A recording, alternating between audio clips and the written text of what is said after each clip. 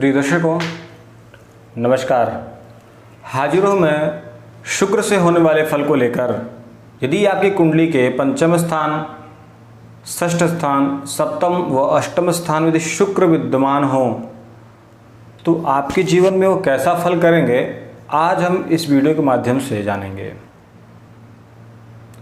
सभी ग्रहों में जैसे सूर्य को आत्मबल मिला है, चंद्रमा को मन की संज्ञा मिली है, मंगल को शक्ति व पराक्रम मिला है, बुध को वाणी मिला है, शुक्र को ज्ञान और बुद्धि और विज्ञान का कारक माना जाता है, वैसे ही शुक्र को सुंदरता का कारक माना जाता है, संगीत आदि में विशेष रुचि का कारक माना जाता है। वैवाहिक जीवन में ये मधुरता ले आते हैं। यदि वैवाहिक जीवन का सुख देखना हो तो सबसे पहले शुक्र की स्थिति देख लीजिए किसी भी कुंडली में। तो आज हम लग्न से पंचम स्थान, षष्ठ व सप्तम व अष्टम स्थान में शुक्र से होने वाले फल को जानेंगे। उससे पहले मैं आपको बताऊं कि पिछले वीडियो में जो हमने लग्न से चतुर्थ भाव तक शुक्र से होने वाले फल को बताया था, उसमें एक सोनू जी का प्रश्न है। इनका प्रश्न ये था कि क्या कन्या लग्न की पत्रिका में भी यदि शुक्र लग्न में विद्यमान हो तो भी जातक क्या एक्टिंग के क्षेत्र में अपना कैरियर बना सकता है।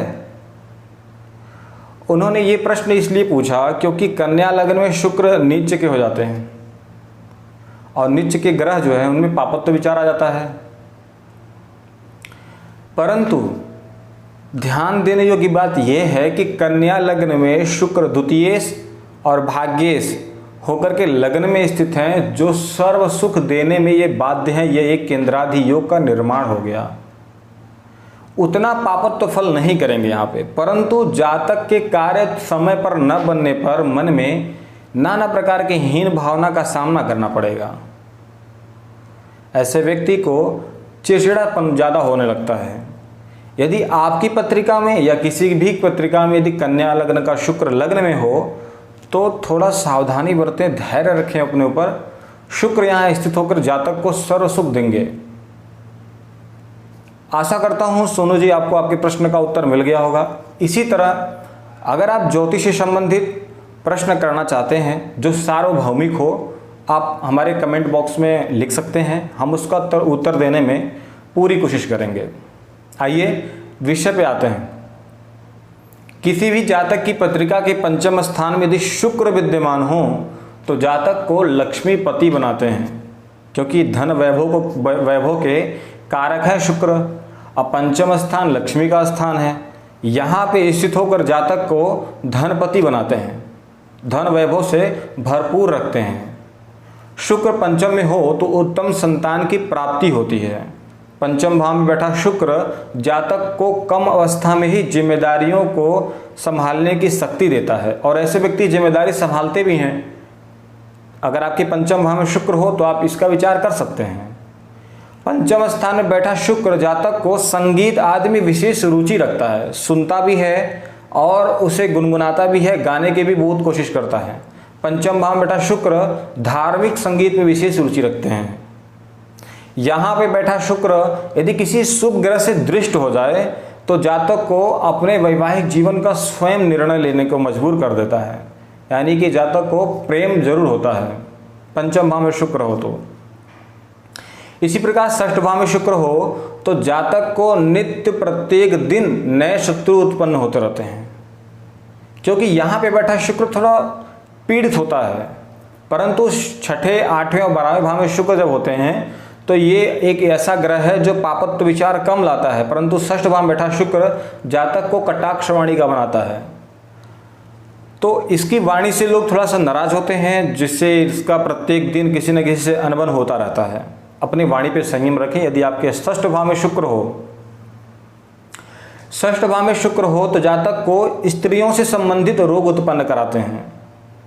व्यक्ति के चरित्र पे उंगली उठती है, क्योंकि ये मन भटकाव वाले ग्रह हैं। ये सुंदरता के प्रति अधिक खिंचाव ले आते हैं षष्ठ भाव में हो तो। वही बात करें सप्तम भाव में शुक्र हो तो जातक के दैनिक आय में वृद्धि होती है। स्त्री कुंडली हो या चाहे पुरुष की कुंडली हो, सप्तम भाव में शुक्र हो तो पुरुष को स्त्री और स्त्री को पुरुष सुंदर मिलते हैं। विवाह के बाद भाग्योदय होना निश्चित है। सप्तम भाव में बैठा शुक्र व्यक्ति व्यवसाय को आगे बढ़ाता है, व्यवसाय को आगे ले जाता है। ऐसे व्यक्ति समाज में अपनी मान प्रतिष्ठा बना के रखते हैं। परंतु ध्यान देने की बात यहाँ पे ये है, यहाँ पर यदि शुक्र सप्तम भाव में बैठकर किसी पाप ग्रह से दृष्ट हो जाए तो भी उसके वैवाहिक जीवन में उथल पुथल तो करते ही हैं, साथ में व्यक्ति को चरित्रहीन का भी आक्षेप लगता है। अगर शुक्र मंगल की युक्ति बन जाती है सप्तम भाव में, फिर तो ये आग लगा देते हैं। सप्तम भाव में बैठा शुक्र व्यक्ति को बार बार भटकाव करता है, उसके चरित्र पे बार बार उंगली उठती है। यदि सप्तम भाव में शुक्र हो तो आप इन चीज़ों से बचें।